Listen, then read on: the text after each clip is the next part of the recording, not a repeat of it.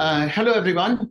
I'm Mohammad Tavakkoli, the inaugural director of the Elahé Mir-Djalali Institute of Iranian Studies at the University of Toronto.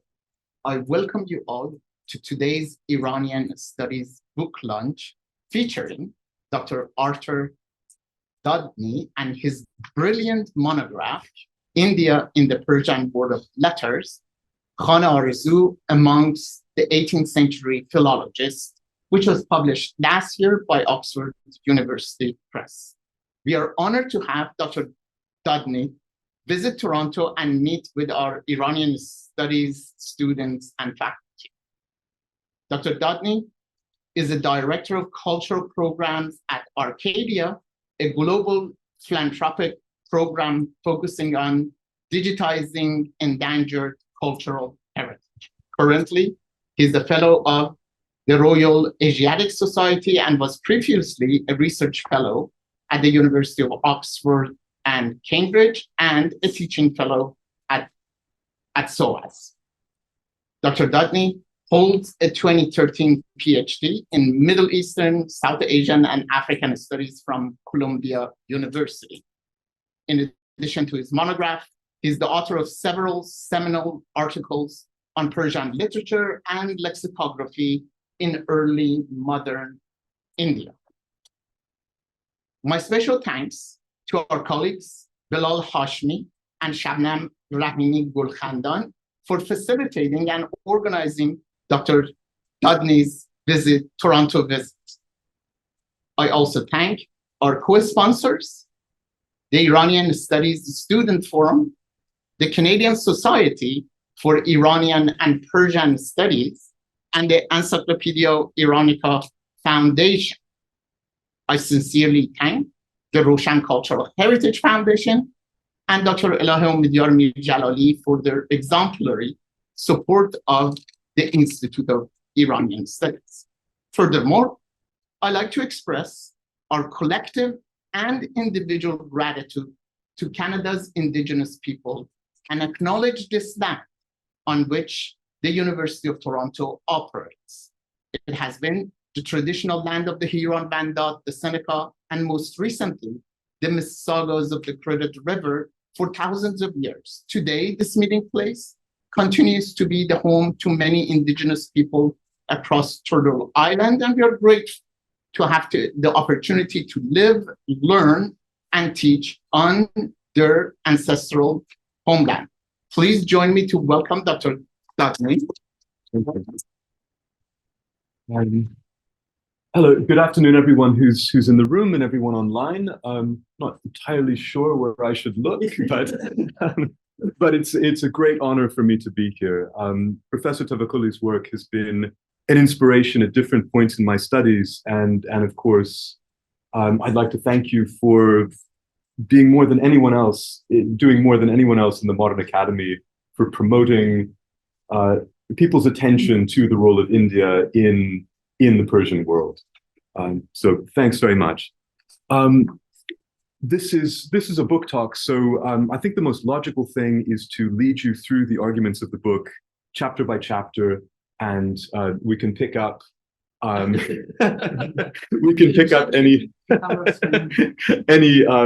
further details in the discussion.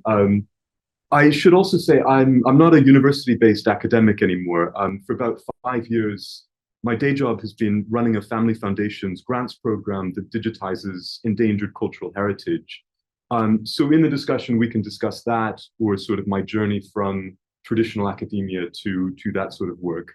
The other thing I should say is the book is open access. It has a CC license, so it's available to download for free. There's no easy link, so if you put Dudney Persian OUP into the search into Google, then the first hit should be the book, and you can download it.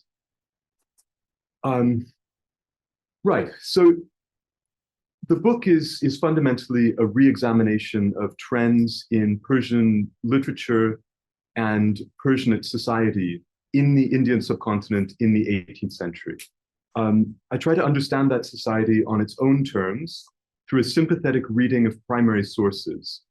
Generally, these sources are philological books like treatises on aesthetics, commentaries, and dictionaries, as well as tazkiras, which are compendia of poems and of poets' biographies, and of course, also reading some of the poetry that these people are also writing. The challenge is doing historical work through texts which were not written to provide what we think of as historical data. Besides being a general reassessment of Persian in India in this period, the book is two other things. Firstly, it's a reception history of early modern Persian literature in India in the 19th and 20th centuries, so essentially in the colonial period.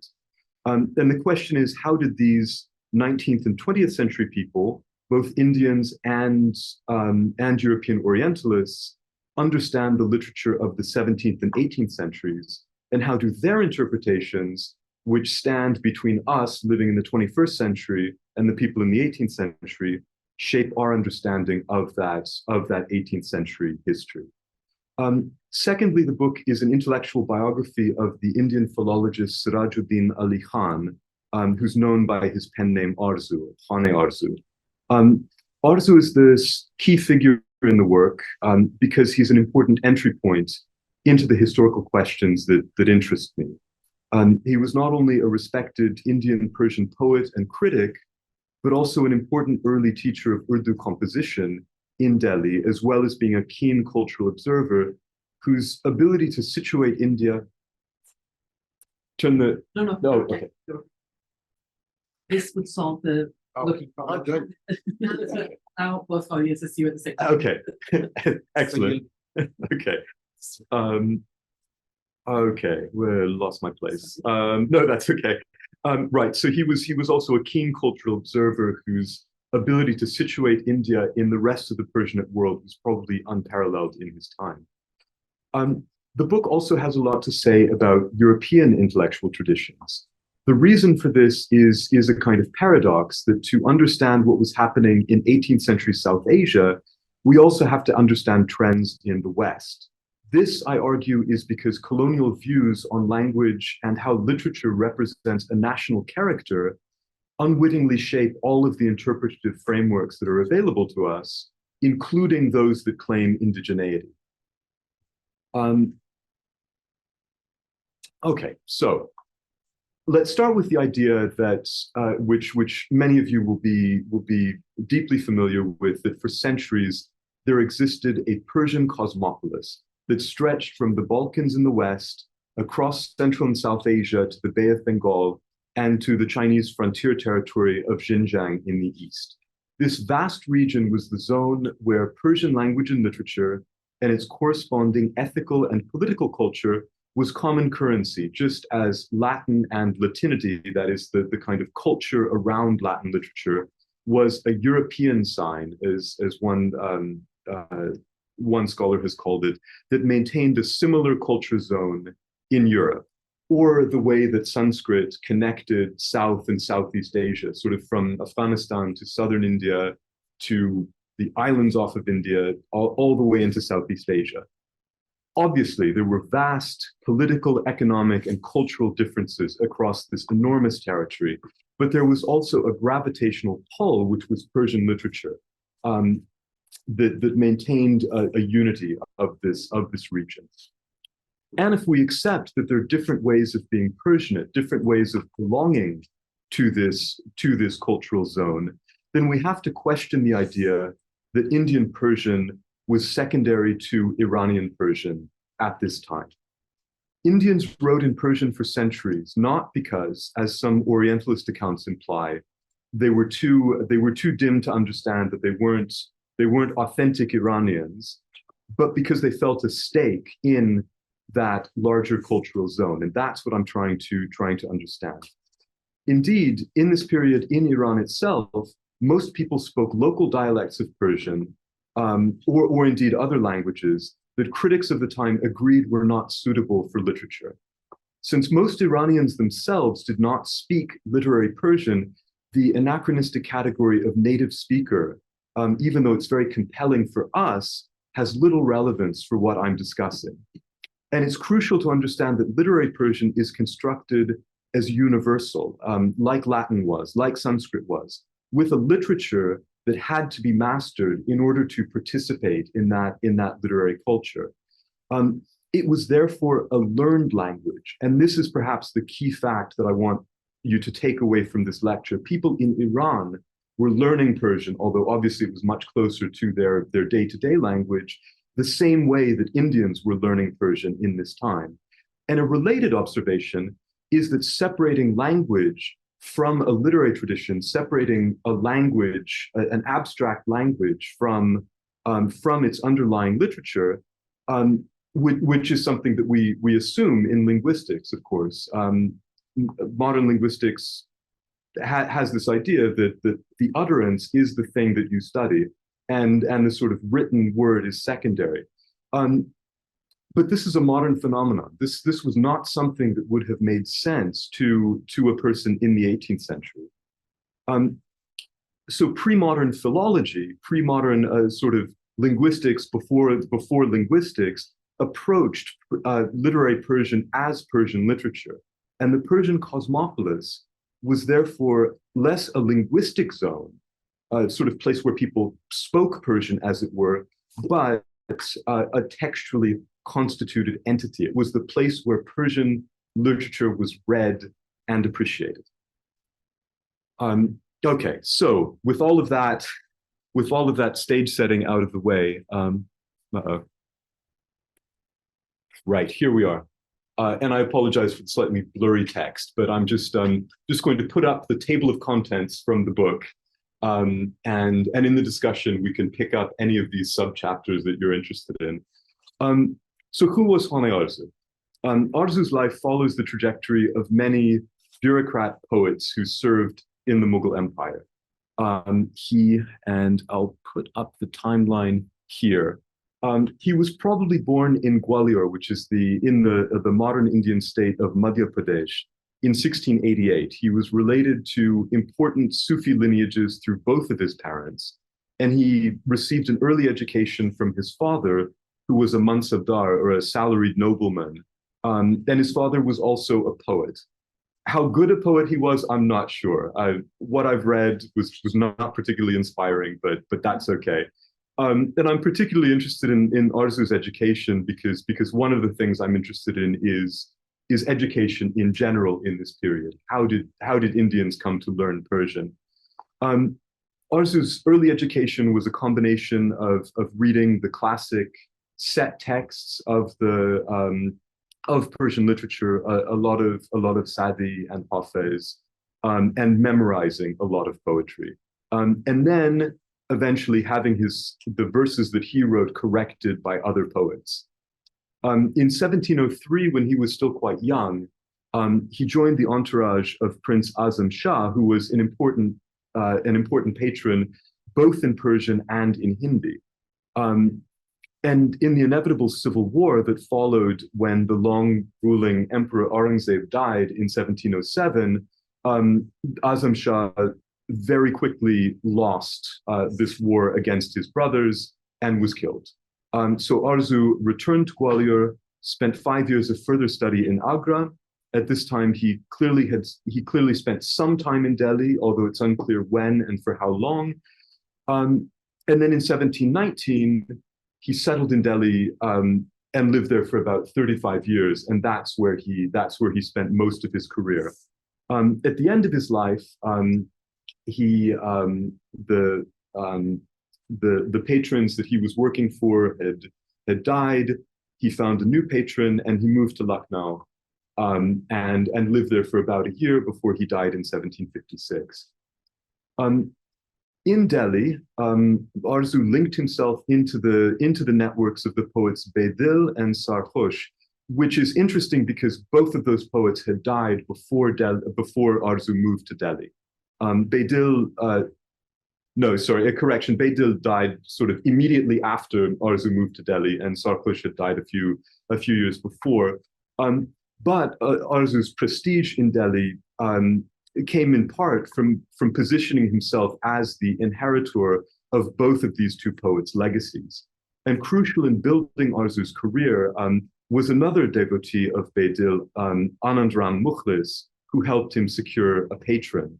And incidentally, the importance of Hindus like Mukhlis in this elite literary culture is very clear from the work of people like Rajiv Kinra, Stefano Pello, and Supriya Gandhi. And two of Ārzū's other close friends were Tek Chand Bahar and Bindraban Das Khushko, who were both important figures. Ārzū most famously fought, in literary terms, with Sheikh Hazin, who arrived in India in 1734, fleeing political turmoil in Iran. This rivalry, I think, is massively historically overdetermined. It's many later critics have understood this as the moment when an Iranian came to India, pointed out that Indians did not write good Persian, and then Ārzū, as a patriotic Indian, felt the need to oppose Hazin, and so it was fundamentally a sort of ethnic rivalry. This is not true, and scholars no longer think that this is true. There's good nuanced scholarship on Sheikh Hazin, particularly by Professor Manakia at Columbia. But the issue remains that many people who have studied this period look at what Hazin wrote or seems to have thought and assume that must be true. That is the word of a native speaker, and we need to, as I've tried to do in my work, we need to understand the arguments that people like Ārzū have made on their own terms, and try to assume, again, as I said a few minutes ago, why people in India would be participating in this Persianate culture, if there was something fundamentally wrong with the way that they were using the language, because there wasn't, as far as I can see. Okay. In chapter 2, I address Ārzū's engagement with a long tradition of literary criticism and philology in Persian Arabic, primarily through a reading of his long treatise called Musmir. He combines ideas by diverse thinkers in order to create a new criticism, which is based on research. He uses this word tahqiq over and over and over again, and a sophisticated theoretical understanding of language, including its transformation over time. This was arguably the most advanced theoretical study of language in the whole of the pre-modern Persian tradition, but it was superseded by the Western the Western discipline of linguistics, and largely forgotten. It became a sort of historical curiosity. It is itself based on a 15th century Arabic treatise by the Cairene polymath Jalaluddin as-Suyuti called al-Muzhir. And so Ārzū firmly anchors his thought in the tradition of Islamic philology, but interestingly, he sort of hollows out as-Suyuti's text to say all sorts of innovative things, but still ground them in the tradition symbolically, at least. I have to say, when I was publishing the book, I just discovered that there was a critical edition of Musmir published in Iran, which I wasn't able to integrate. And so I was using the handwritten, not quite critical edition published in Pakistan in 1991. So there might be things that need to be revised, but I was very pleased to see that there's new scholarship that has taken manuscripts that we previously didn't have access to, so that we have a more correct text. Ārzū leads us through a historical account of Persian and its dialects. From our perspective, much of what he says is wrong, but it's wrong in telling ways. The key for him is that the royal court, the Urdu, uses a standard literary language which is aesthetic, and that standard literary language continues to inform good literature even when the empire sort of falls. and remember that for Ārzū, there's no concept of language that's abstracted from the literature. So essentially, the literature that these greats of Persian literature had created, they're still with us. There's a kind of the whole tradition is still available to all of us.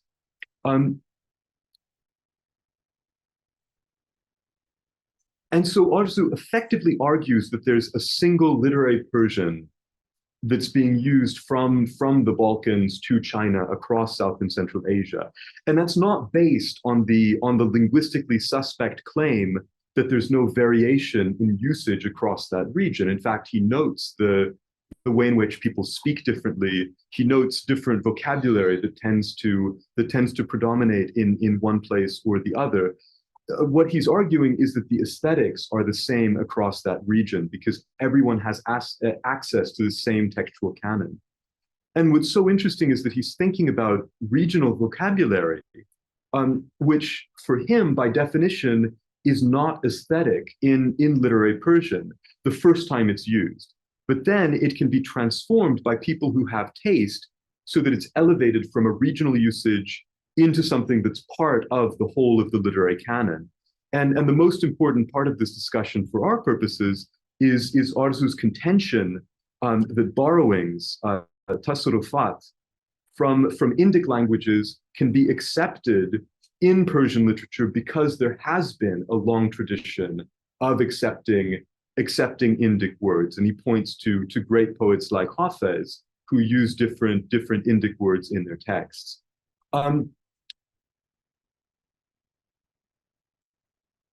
And so just to talk briefly about one of these sort of more, from our perspective, linguistic observations that he makes. He discusses ishtirak, the way in which vocabulary can be shared in different languages. And he uses different terminology for this, but he sort of has these three main categories. The first is tafris, the making something into Persian, right? And that's word borrowing. And so this is modeled on tahrib, the making Arabic of a word which is borrowed into Arabic. And that's sort of straightforward linguistic borrowing. A word is taken from one language into another and is changed slightly to fit the structures of the new language. The second category is ittifaq, which is sort of complicated to explain, but basically it's in two different languages, you have two unrelated words, and because of sound changes, they end up with the same form. And it's clear that Ārzū is not particularly interested in this because he only gives one example. And then the one that's sort of most interesting, probably to Ārzū, because he says that he's the first one who observes this relationship between Hindi and Persian in the Persianate tradition, and it's also most interesting to us, of course, is tawāfuq al-lisanayn, which implies a common origin for two languages, because it says that a word is quote fixed in its root. And neither word has been taken from one language or the other. And so logically, what this means is that the two languages come from a common ancestor. Ārzū is not developing a sort of linguistic tree theory, and it's sort of unclear exactly what he means by all of this, but it is a sophisticated way of thinking about the relationships between languages that colonialism and modern linguistics just completely put out of the picture. And so it's very interesting to sort of recover that indigenous way of thinking, even recognizing that it's a historical, because of colonial ways of thinking, it doesn't have the impact that we might have hoped. I'll say a bit more of that on that subject towards the end.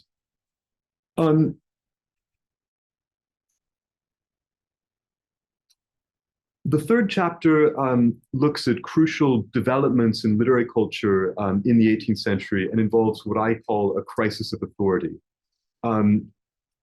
The Persian tradition doesn't approach the question of assessing literary merit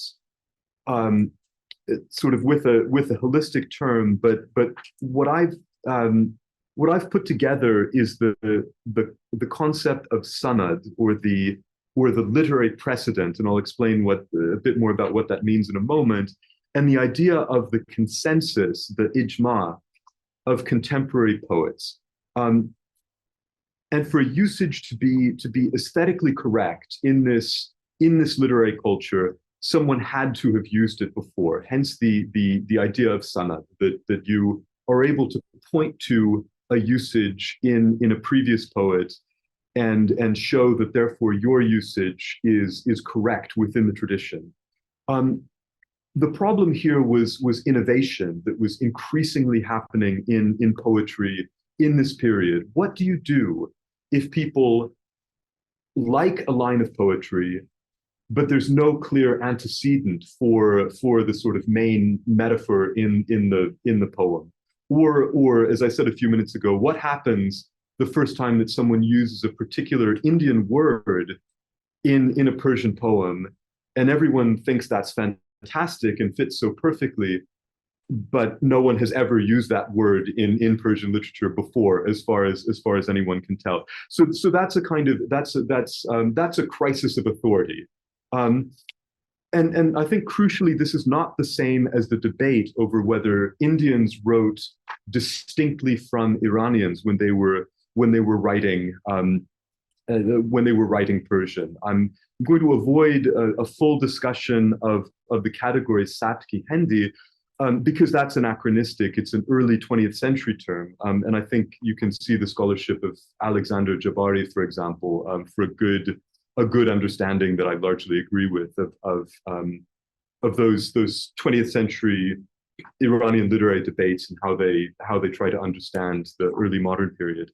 So contemporary critics and poets in the 17th and 18th century use the term tāzah-goኢና or tāzah-goʿī. So the kind of the fresh style, or speaking freshly. And this is the newness that I was talking about. And this experimentation was happening in both India and Iran in this period. It was not a kind of aberration in India, as some critics have claimed. And so I'm compressing something very complicated into just a minute, but across his works, Ārzū was looking for a balance of precedent, of sanad and consensus among living poets. And by our standards, he was quite conservative, but nonetheless, he made space for innovation that the tradition arguably had never theorized before. And part of that was making sense of the way that other languages, not just Indic languages, but also Turkish and Arabic, had influenced literary Persian in the past. And I would argue that it's a hallmark of sort of early modern ways of thinking around the world, that people were looking for ways of fitting new knowledge into the pre-existing categories that a tradition had given to them. Okay, and conscious of how much time we have, one thing that I found particularly interesting was dictionaries. So there's a whole chapter on Persian dictionaries. There's a centuries-long history of Indic words appearing in dictionaries of Persian. And by the time we get to the 17th century, the sort of what I sort of inelegantly think of as the big four 17th century dictionaries that sort of represent a new wave of lexicography, they all had they were all written in India, essentially, including the Farhangi Sururi, which is first written in 1600 in I believe, Isfahan, but when it's revised in 1630, Sururi had moved to India. And so all four of these important Persian dictionaries that are also used extensively by 20th century lexicographers are written in India.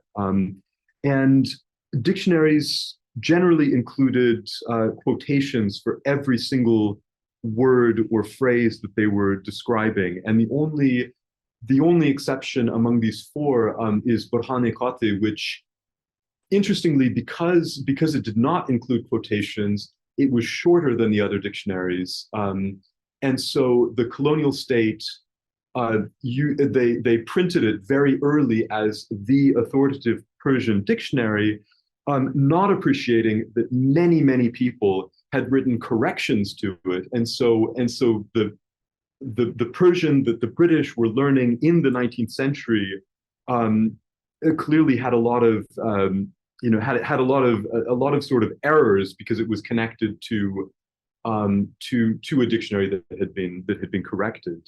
And so the quotations that fit that are part of these dictionaries are always a sort of library of literary precedent that is available to writers. Ārzū himself wrote 3 dictionaries, and I argue that they advanced his program of expanding the Persian canon. So Sirāj al-Lugha was a response to a correction of Farhangi Rashidi and burhan-e-qati.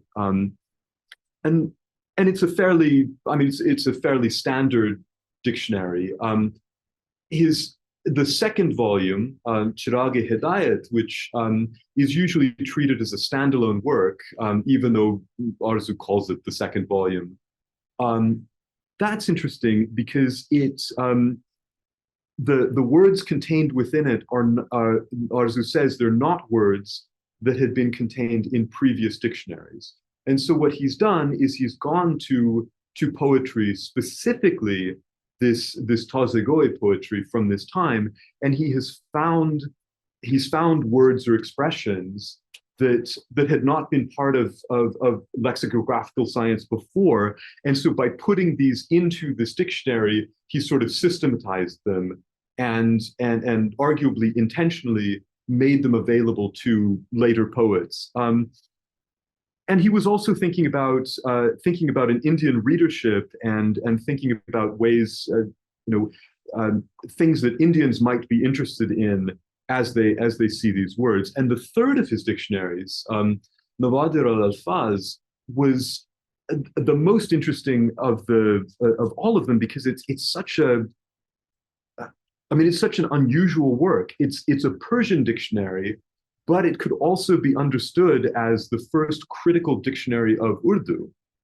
And so he frames it as a dictionary of Indic words used by this terrible expression, ahli diyari kamtar, the people of the lesser provinces, instead of the Arabic, Persian, or Turkish equivalent. And so, in other words, this is a dictionary of Indic words that are being used in Persian on the margins of Persian literary culture. And although he doesn't say this explicitly, I view this work as an extended justification for how Persian aesthetics could apply to Indic literary culture as well, like Urdu. Which is where we come to in chapter 5. So Urdu literary culture was systematized and professionalized in Delhi from the 1730s into sort of the middle of the 18th century. And I'm going to frame my next argument as a mystery.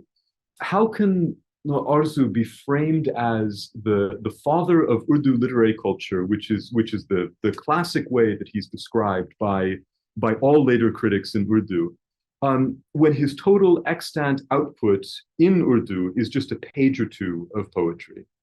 And in fact, this was the question that got me interested in Ārzū in the first place. The answer is that Ārzū was key to theorizing how Hindi, which is the way, confusingly, people who wrote in Urdu before the 1780s referred to the language that they were writing in as Hindi. So I'd sort of use both terms. So he theorized how Hindi could work aesthetically in the way that Persian did, and he mentored the first generation of important Urdu poets, including his nephew Mir, with whom he had a very difficult relationship. And this transmission of aesthetics of a classical literature to a vernacular literature, and remember, as I said, actually, as I've said many times over the course of this lecture, in this period, there's no concept of separating a language from a literature. It all sort of comes together. And so you have to sort of bring aesthetics across. And in the European context, in Latin, this was called a translatio studii, a sort of bringing across of knowledge. And what's fascinating about the translatio studii in the Persianate South Asian context is that for most scholars, it represents a bad thing. Switching from Persian to the vernacular was supposedly motivated by a political collapse and Indians' shame over not really being qualified to write in Persian and having people like Sheikh Hazin point that out to them. In Europe, by contrast, few people were ever bothered by the fact that modern literary culture in German or French or English was shaped by early modern people modeling the aesthetics of those vernacular languages on Latin. And such is the magic power of colonialism that the Indian equivalent of a process that is considered as bundled with modernity in Europe was seen by critics as a civilizational catastrophe in India. And I show that in the circle of Urdu poets that Ārzū mentored, there was not a sense that Urdu was replacing Persian, but rather that it was being added to a literary repertoire. They almost felt as though they were writing Persian in a slightly different way, even though linguistically speaking, they were writing in a completely different language. It is true that the Mughal Empire was not in a healthy state in the mid-18th century, but I don't see a causal link between political history and vernacularization. And the nationalist idea that Urdu was developed deliberately to replace Persian, but that Persian got its revenge by embedding itself in the tradition that was not able to modernize fully because it was still trapped in this pre-modern way of thinking, in this Persian way of thinking, it has a fundamental flaw, which is that the critics who decried the Persianization of Urdu literature greatly admire the Urdu poetry of the exact period when this transformation is happening. And as an outsider, I mean, obviously I didn't grow up reading Urdu literature. It has always struck me as sad that there's a kind of aesthetic schizophrenia where the colonial idea of cultural corruption has taken such deep root that the criticism literally cannot make sense, because at the same time as the greatest poetry is being written in the tradition is being undermined. And so this chapter has a long discussion, which I'm not going to talk about because I'm already over time, of the 1880 text Abd Hayat by Muhammad Hussein Azad, which sort of forms the template for how 20th and 21st century critics think about Urdu. And then just coming to the end, I close the book, the sixth chapter, with thinking about European cultural history. My investment in European cultural history is in part because that's my own background. I have an undergraduate degree in classics, but having a grounding in that tradition, I think, has been really important for me to be able to decenter Europe, decenter the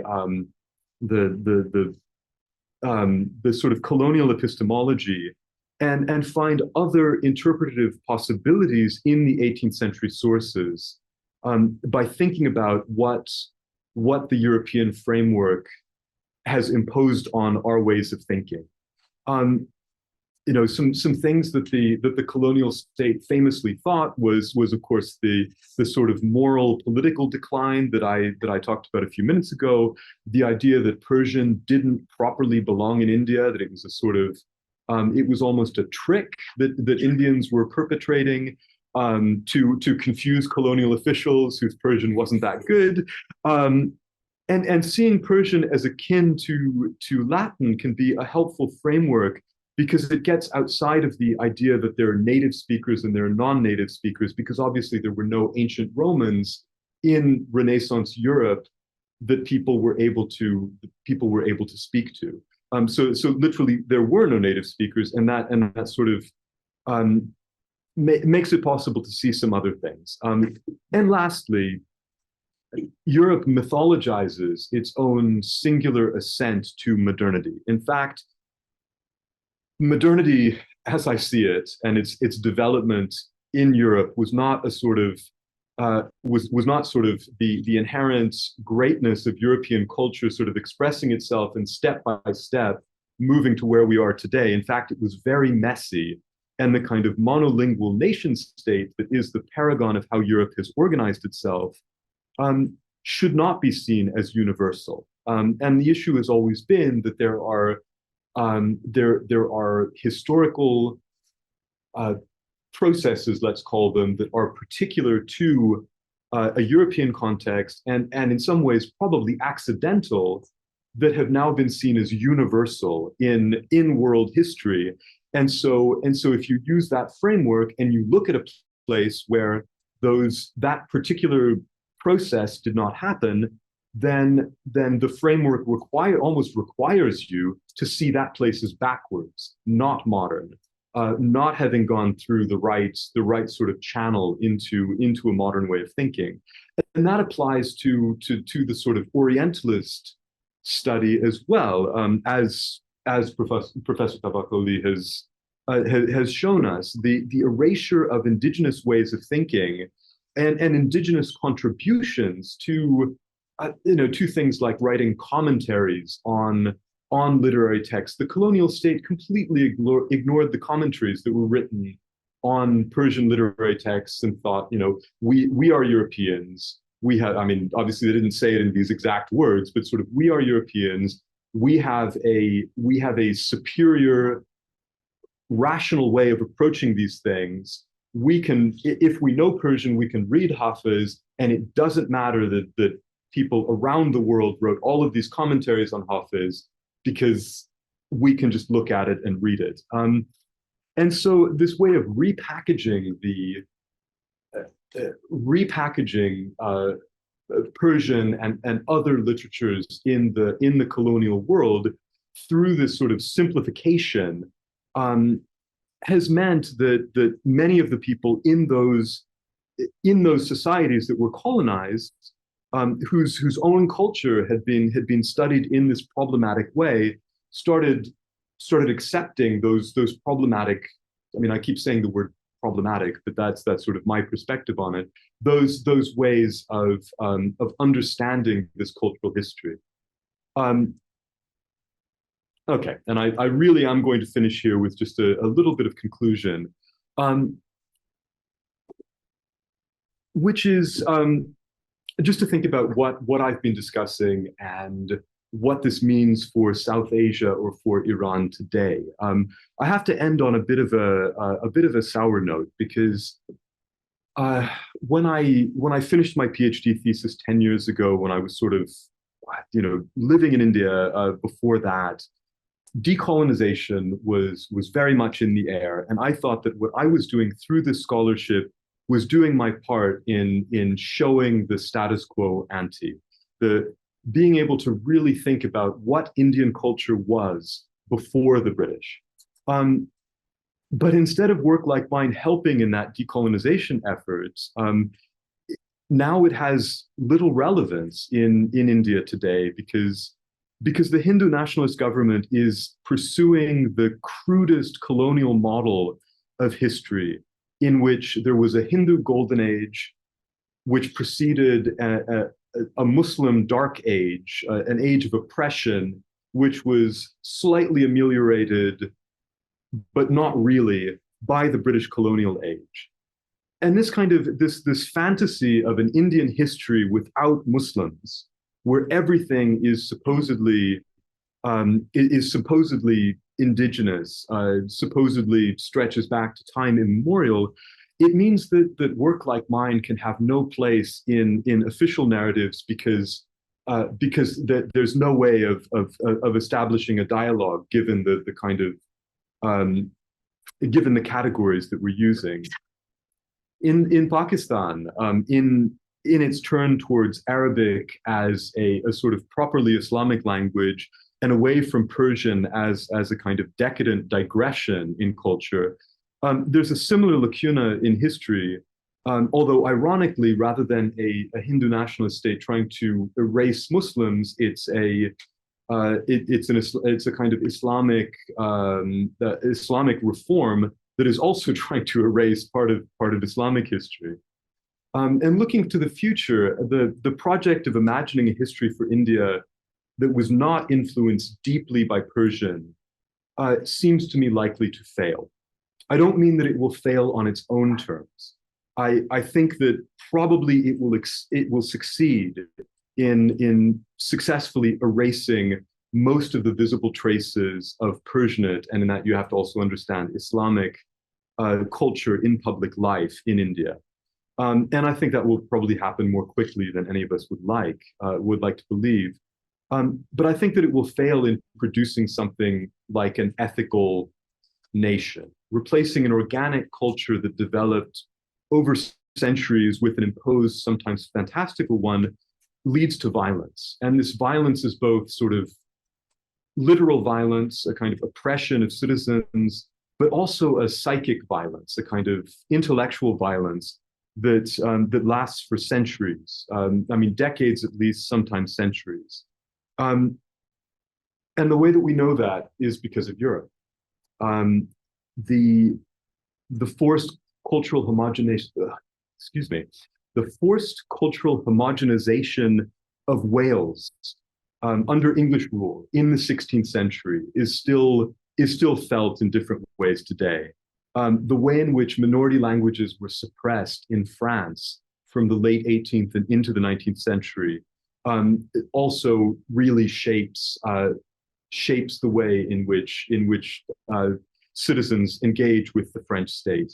And the various attempts at cultural reform in the Soviet Union or the Cultural Revolution in China, they have left this kind of these gaps and these ragged edges that I think are still felt in those societies today. And that's why I end this by just thinking that I think we all need to do our part in thinking about cultural erasure and what we can do in order to resist it. And with that, I will stop talking. But thanks very much for your kind attention. Okay. Thank you, Dr. Dudney, for your exemplary presentation and also for the effort that you have put in this brilliant book by recovering the literary cosmopolitanism of early modern Europe, while there are the rise of fundamentalisms of various types. I think at the later to come would be the recovery of a kind of cosmopolitanism that you have recovered. Yeah. I sincerely hope so. Keep hope alive. We are open for discussion. Any questions here? Yes, please. Please. Thank you. I think the South. What is your solution in terms of academia? Yeah. Yes. The honest answer is I don't know, and I wish I did, because the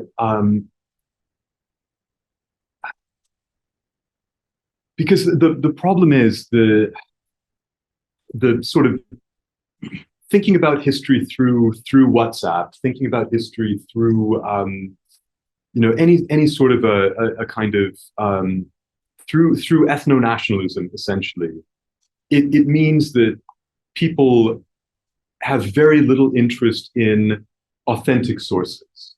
And so the fact that I spent 10 years reading all of this Persian language material written in India for the Hindutva mindset, all of that is completely irrelevant because that material says nothing which is of any value. So in my role as someone who speaks about these things, I don't know, and I'm not sure that whether I'm the right person anyway. I mean, in a sense, I'm not Indian, and so I do have to also and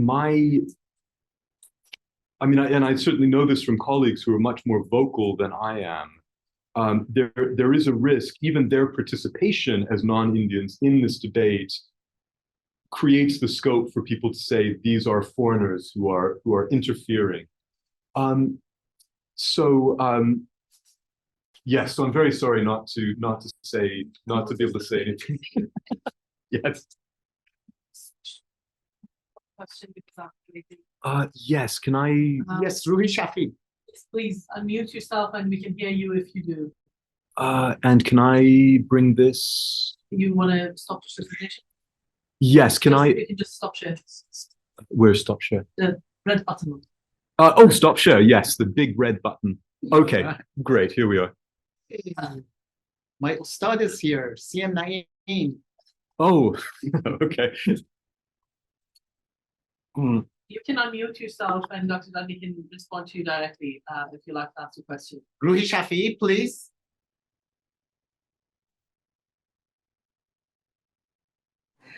Now, the first question is, what is the role of poetry in the Persian language in the continent? Because we are, as far as I know, we've had quite a lot of a number of poets of Persian language in India and the continent. So how important was poetry in developing and maintaining the language? And the second question is, what was the role of Islam in the continent on the Persian language? Because we have a section of Muslims over there who are of Iranian origin, we might say, but have their own communities. Thank you. So the role of poetry is crucial. So I mean, what's the best way of explaining this? I mean, there's no, you cannot be, you could not be a bureaucrat in the Mughal Empire, and this goes for the other empires as well, for the Safavids, for the Ottomans, without mastering the poetic form. So a lot of these people who served the Mughal state were also practicing poets. And this is sort of part of the biography of all of these people who are administrators, but they're also it was a crucial part of their identity that they could write poetry. So it's not that kind of poetry and prose separation that we think of, where poetry is sort of a distinct sphere of expressing oneself, of writing. That did not apply in this period. The question of Islam,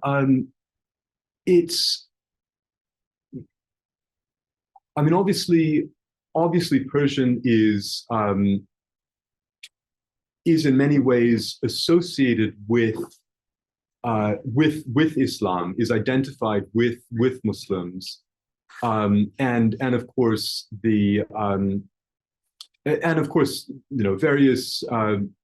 various people referred to their lineage, to their Sufi lineages and things like that. But on the other hand, certainly by the 18th century, very many of the people, some of whom I mentioned in this talk, who were at the highest levels of this kind of poetic, bureaucratic Persian using, they were Hindus, and they did not convert to Islam. They did come from particular caste backgrounds, many of them, most of them, I would say,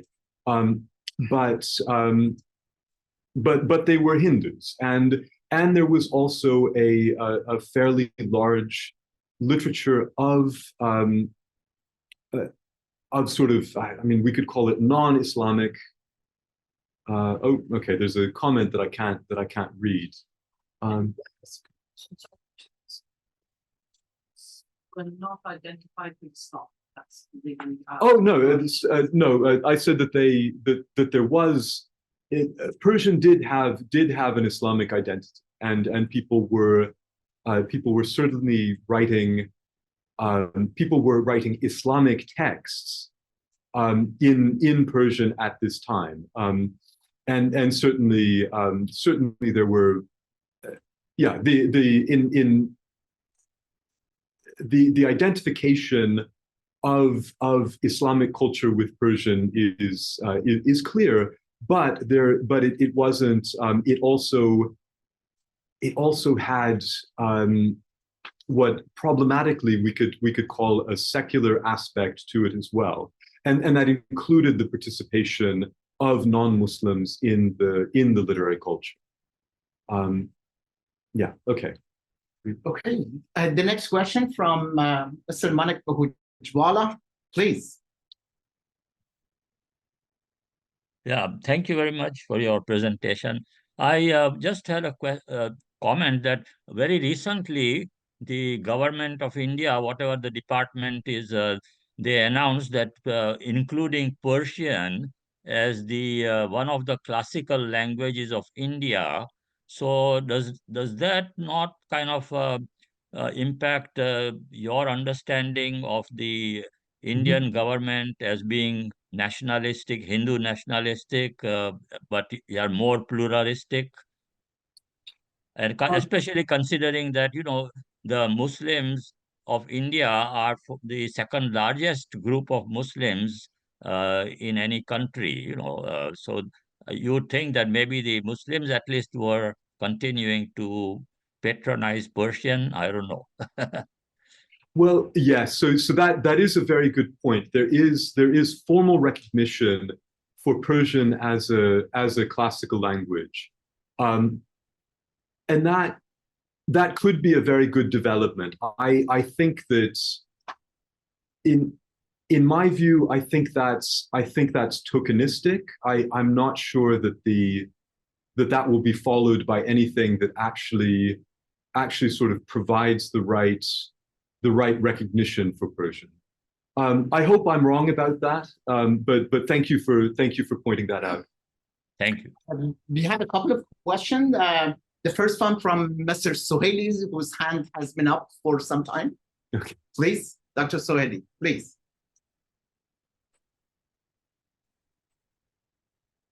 Hear me? Yes. Yes, we can, sir. Thank you. Okay.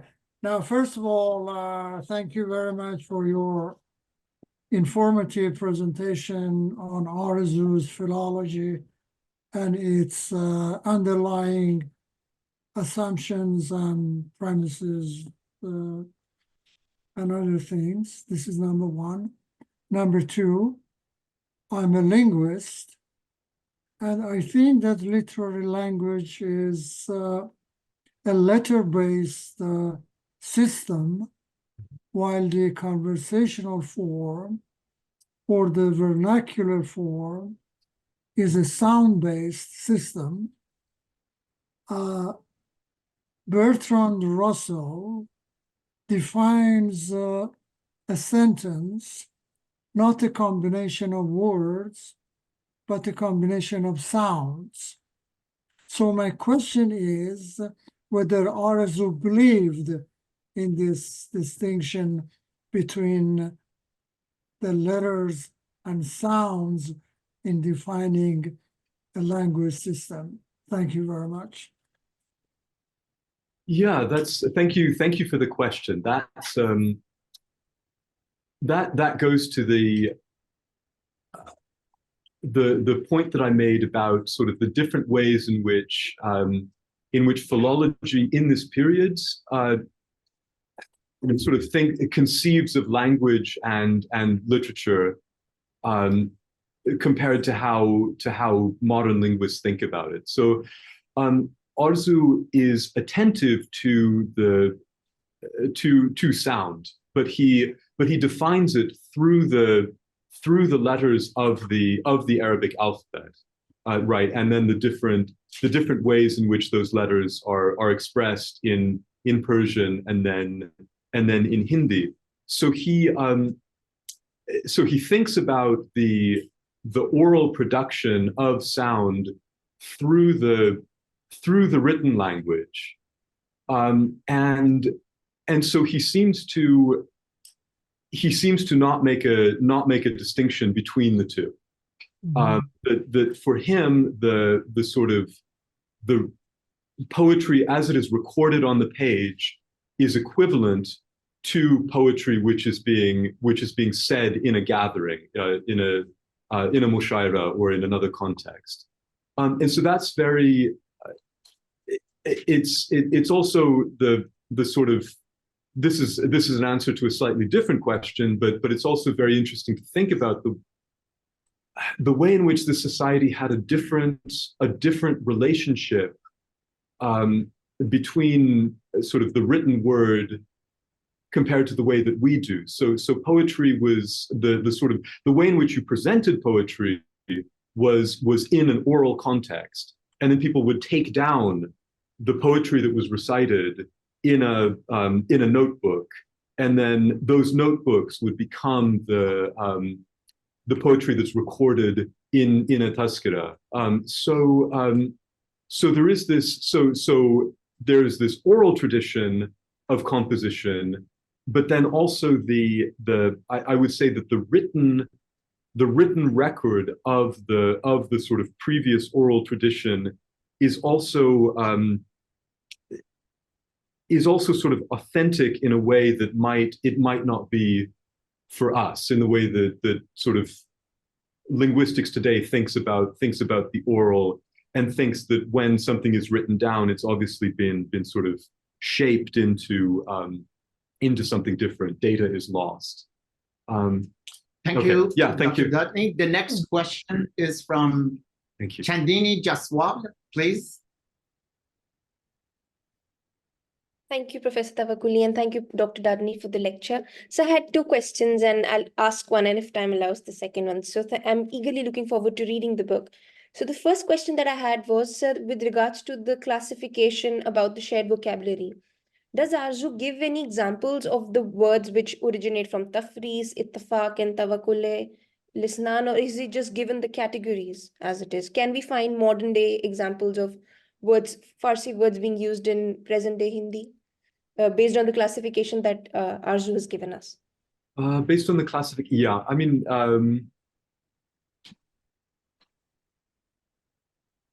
yeah, it's a very interesting question whether that particular classification has relevance for us. I mean, obviously, thinking about the usage in Hindi or Urdu, there's a vast amount of words that sort of, you could say, have undergone tafris, but in fact they haven't had any change. It's a direct borrowing, and I'm not sure what Ārzū would think about that sort of, because he does give examples, and there are examples cited in the book, so you can go to that section and see. But I think he's thinking sort of for most of this in the kind of distant past, and it's actually very hard to think through what tawafuk would actually mean, given how we think of linguistic family trees and all of the the sense that well, what we can say is there were theories of, there were early modern theories of sort of similitude, if you could call it that, a kind of influence that you can't really necessarily comprehend as a limited human, but sort of things were being affected, and it might in fact be something like the idea that that there is this sort of common, almost sort of common language, common logic to all language that remains after language is split off. Whereas in modern linguistics, if languages don't influence each other, if two speaker populations are speaking the same language, they separate into two different groups, then new languages develop in each case, and there's no more influence between them. It's unclear whether Ārzū felt that there was some kind of a deeper logic to the way that language worked, and Europeans would have struggled with the same sort of thing in this period. Yeah, I'm not sure if that made any sense, but as a follow-up to this discussion, how did Ārzū and earlier use of tāzah-goኢና or concordance of languages compared to affinity of languages as was developed in Europe, particularly with William Jones? Do you see similarity, differences, or in a sense, Jones informed by the discussions of tāzah-goኢና through Ḳhān, Ārzū, and others? Yeah, so this is a contentious. Right, this is an interesting question, which the professor and I have discussed. So early modern Europeans did notice that there was some kind of a connection between Persian and Sanskrit. There were Jesuits in the 17th century who observed that there was something going on because there were similar sounding words in both languages. Maybe they came from a common source. It's unclear how much influence that had on later thinking. There was a lot of, from our perspective, really nonsensical thinking during this time about sort of which language was spoken in the Garden of Eden. You know, people saying things like, maybe it was Dutch. Which we're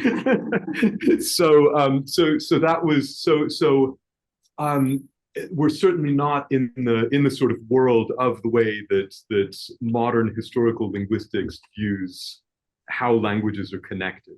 So possibly Jones was influenced by this European way of thinking about the affinity between languages. Which during this period, of course, really does, most of it is biblical. It's thinking about, you know, this question of which language was spoken in the Garden of Eden was very important, even though it brings a smile to my face as I think about it now. Did Ārzū take his theory directly from, sorry, the other way around, did Sir William Jones, the colonial jurist and philologist, take his theory from Ārzū? We don't know. We know that he read books by Ārzū, not Musmir, but other books that Ārzū mentions tawāfuq in other books, including his dictionaries. And we know because we have the manuscript that Jones read with Jones's marginal notes that he read Ārzū's works. However, did the idea that he expressed in his anniversary discourse, the third anniversary discourse, which was famously where most Europeans came to understand this connection, did that come from Ārzū? I don't know. It's possible, but it's also possible that he found European antecedents. However, what we should say is that Jones was celebrated as having this brilliant idea that no Indian, no Iranian could possibly have had, and yet they did. So whether there was direct influence or not, what we need to think about is how we value these intellectual traditions, these pre-colonial intellectual traditions. Yeah. Very good. Thank you much. Thank you. Dr. Rashidi? I do have several questions. Okay. First of all, thank you for coming and your presentation. I try to be as loud as I can. Okay. So my question is, what are do you see any projection of Ārzū's legacy? Any difference between how he was presented in the Tazkirahs written in India versus the Tazkirahs were written in Iran? He was perceived as the way he presented, he perceived by later Tazkirah writers as a father of not a father, but somebody who promoted Urdu language. That was my first question. And if we have time, we can go through the second question. I think he is. I mean, you can correct me if I'm wrong, but I think he's completely. He's basically ignored by the Iranian Tazkirah writers. He's mentioned here and there. Well, exactly, but it's not. Yeah, that's right. I think that the other thing is that obviously he's so important in the Urdu tradition because they're seeing him as a founding figure, and then in the Persian tradition he's just he's a person who was there. Yeah. and if you do, and anyone who didn't have this sort of philological interest, he wasn't. I'm not in a position to judge his poetry, but it's not. I have never read Ārzū's poetry and thought this is brilliant. So he's not.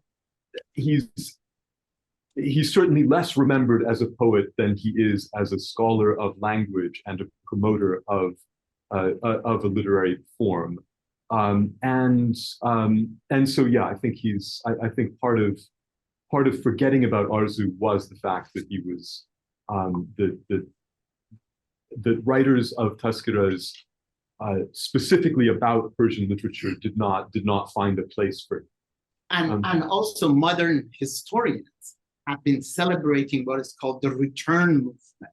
The Bozgash, exactly. Yeah. Sort of the Indian style and want to go to the earlier age of Persian literature and thus totally have wiped out the legacy of great Indian scholars and Persian language poets. So exactly. So Ārzū in a way represented a sort of a troubling counterexample to what these construct. So yeah, they definitely didn't want to talk about it. It's the age of amnesia in a sense. Yes. And they're forgotten. Yes. Yeah. Do you want to ask? Sure. I was comparing what happened in India in the 18th century to Ottomans. In Ottoman, Persian was still the language of the court. Persian was taught at the court. I was going through basically what rulers of Ottoman late 19th century were being taught, and what were they examined on. So basically that Persian, he got an A, Persian grammar, he got a B. Do you think that would be what happened in India in terms of colonial legacy? If that didn't happen, then the Urdu would be a secondary language rather than becoming a dominant language later on, especially in what is now Pakistan. I think it probably, I mean, if we continue the analogy of Persian as Latin, then I think there would have been a process of sort of adopting. Oh, okay, yeah. There would have been a process of adopting Urdu, and potentially Urdu instead of Hindi. That would have been a fascinating historical counterfactual if the sort of Hindi language reform movement had not sort of separated Hindi from Urdu in the way that it did. That's a very different topic of conversation, which I could give a different lecture on. But yeah, it would be a sort of interesting interesting counterfactual, because for the colonial state, there was a moral objection to Persian, and there was a practical objection to Persian. The moral objection was, this is not real. This is not a language of this place. Therefore, there's no point in continuing this. Also, Persian literature is useless. That was explicitly said in Lord Macaulay's Minute on Education, where he famously wrote that a single shelf of Western literature it's something like, contains more knowledge than the entirety of Persian and Sanskrit literature. He was wrong, but so there was that moral objection to Persian, but there was also a practical objection, right? Because colonial officials had a lot of languages to learn, and so if you could remove Persian from the equation, then that made it easier. And by removing Persian, you were also removing Arabic, and so there was a kind of streamlining. And instead, what colonial officials were able to do was develop a class of Indians from, and in fact, that's what Macaulay says that they wanted to do, and they did it. That these Indians who were from the same backgrounds, the same sort of elite Muslim backgrounds, or from the same castes that had traditionally been literate castes. These people then were able to very quickly learn English, and they maintained some of their traditional learning. But it was not.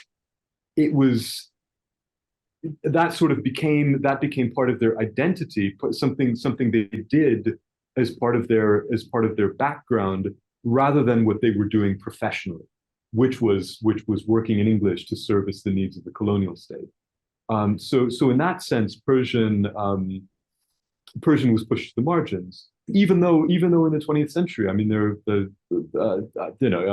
India's first prime minister, Pandit Nehru, writes in his memoir that he sort of his father would shave every morning, and it would take like an hour, because it was a moment for him to sit with his son and teach him Persian and teach him Sanskrit.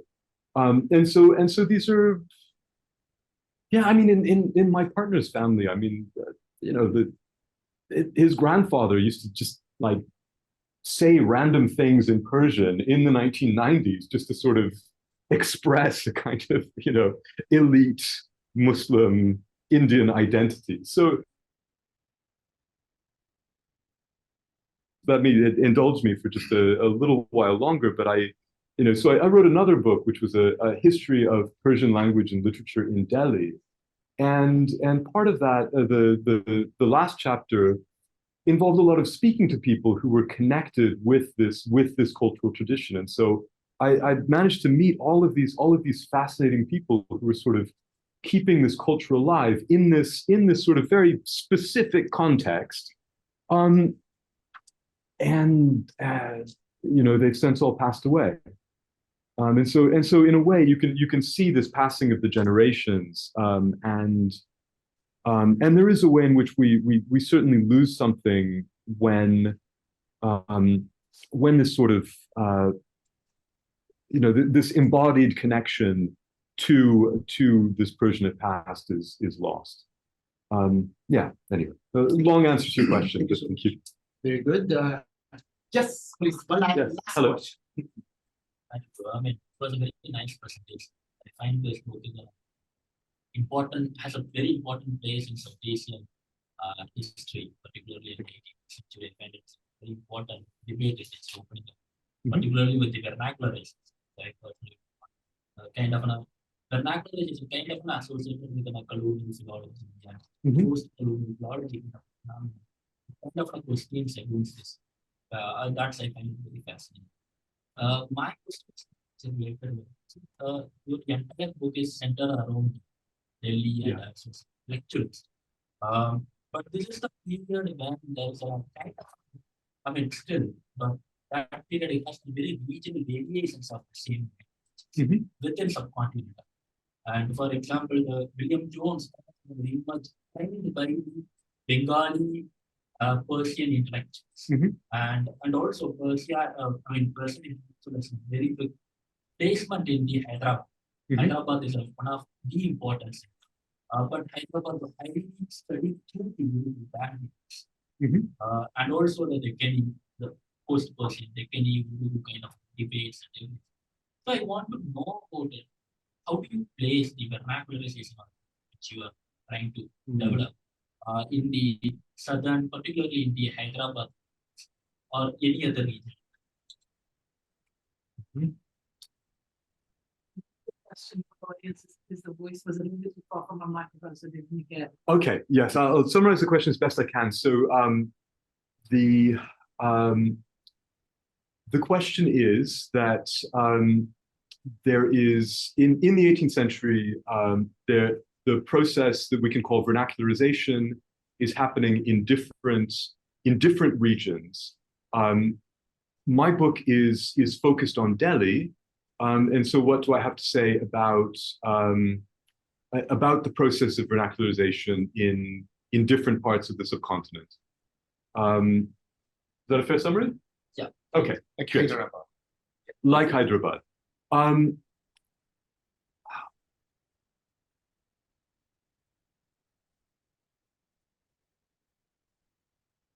the answer is that I am a specialist in Delhi. So it's difficult to it's difficult for me to know these different contexts. One much more specific answer to your question than I think you would like is one thing that I found so interesting in the account of how Urdu came to be a Delhi phenomenon was how the contribution from other parts of India, especially from the Deccan, from southern India, well, central southern India, how that was sort of deliberately excluded so that people in Delhi could represent themselves as the primary tradition. And so I think that as you see in Europe at the same time, there is this incredible complexity which is somewhat invisible to us because of the lack of sources that we can use to sort of reconstruct it. And so I'm so my work has been very focused on these people in Delhi, but it would be so interesting to do a project like this on Bengal, on Hyderabad. I think, Roy Fischel at SOAS has done good work in that context, and he would be the person to ask. But yeah, it's extremely. And one of the issues here is one that I think cuts across everything that I've been saying, which is the difference between the way that things actually were and the way that the people who describe the tradition want us to think things were. And there is this incredible, so the example I gave of sort of telescoping Delhi and even trying to sort of find ways in which particular people who were active elsewhere, they visited Delhi for a year or two, and so they're a Delhi poet, so that's fine. All of those sorts of ways of sort of obscuring, and that's a morally loaded term, but sort of shaping the way in which later people understand these traditions. That's sort of key to all of this. Now, this leaves me with a puzzle. With all the colonial efforts and also this process of vernacularization, I am rather puzzled of how Lucknow becomes the print capital of Persia in the middle of the 19th century. And not a Muslim, but the Hindu becomes the principal publisher of Persian and all the Persian classics, and also Hindu and Sanskrit works in Persian are published, disseminated by him. He made a lot of money. So in a sense, if you think of friend capitalism is telling us a different story. And how can we solve that puzzle? I mean, classically, one of the things that I mentioned in the abstract about how sort of Europe sees places that didn't evolve in parallel as sort of inferior. Well, the classic issue here is that Muslims never developed movable type. And actually, you know, sort of the manuscript copying tradition was so strong that lithography basically just continued it. And so there was a vast amount of paper that was circulating in Mughal India, even though people weren't, you know, typesetting Persian. The colonial state did typeset Persian. Indians had no interest in that. They found it ugly. They thought that it didn't look like a manuscript. But then lithography became available and it became inexpensive. And then Munshi Naval Kishore found a great business opportunity, and that was you know, that was the emergence of that great publishing house that was so I mean it was so active that the books that it was publishing were being sent to Iran where there was a market for that. So that's a really interesting historical fact that that lithography in Iran is a much sort of it's not as developed as it is in India.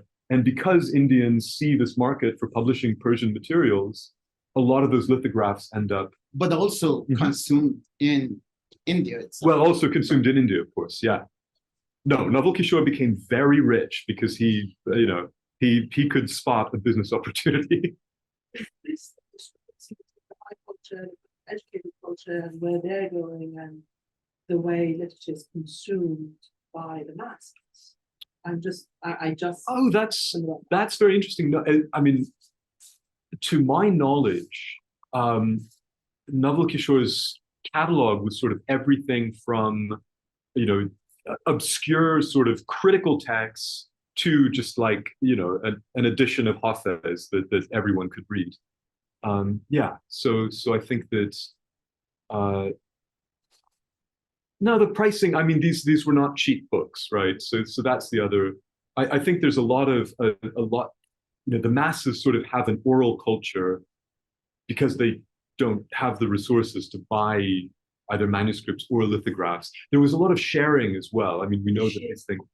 Number of copies of Ḳhān there was the sheer number of productions is impressive. Yeah. These not one or like 5 or 10 copies that were produced. Yeah. That's.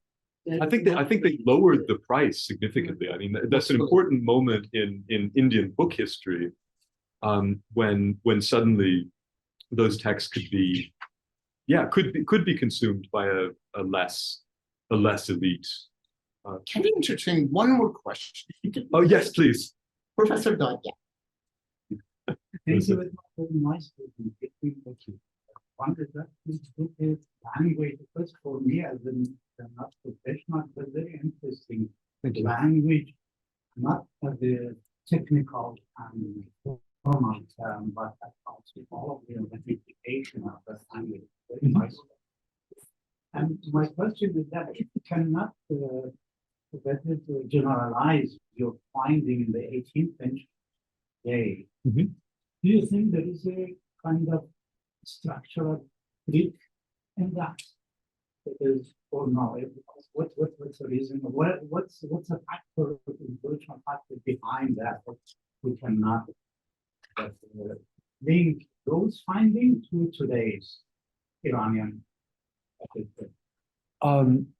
Just so that I understand what you're asking, sir. So if we can't trace Ārzū's views to present day Iran, then sort of I don't know, how do we how can we put that in dialogue with what we have today? It's so. I think that the important thing, and the thing that has sort of has motivated my scholarship, is just the understanding that there was a different way of thinking about language historically. Just being able to pinpoint that fact, that there was a moment when people were thinking through, you know, some of the same issues that we still face today about, you know, who decides what good language is, who decides what good literature is, what do we do when we speak,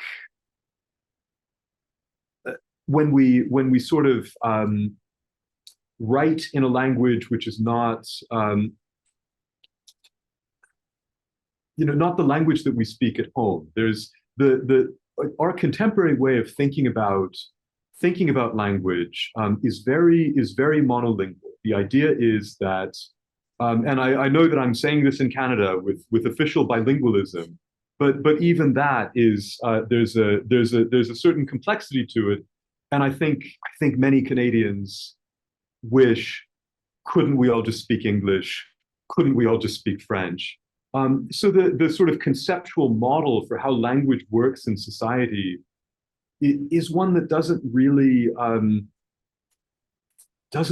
work in the world, and it's just sort of incredible to see people trying to think through the way that the world works in a very different intellectual context, in a very different political, social, intellectual context, and see that they have their own solutions for some of these things. Can we recover Ārzū? Can we think like Ārzū today? Should we? I don't know, but I think it would be very good if, you know, if people who are invested in Persian, if people who love the Persian language and literature, as so many Iranians do, if they could expand their way of thinking so that they could integrate this idea that you know, Persian isn't just Iran. Persian has historically been something which was shared much more widely, then I think that could be, you know, that could be really, it could just be a really wonderful thing. So thank you for your question. Well, thank you, Dr. Dudney, for your brilliant presentation. Thank you. Brilliant scholarship. I have just put the link to the book that is accessible for free. I encourage you all to download it and enjoy reading it. And thank you all for joining us both in person and online. And we look forward to seeing you next week. Thank you very much.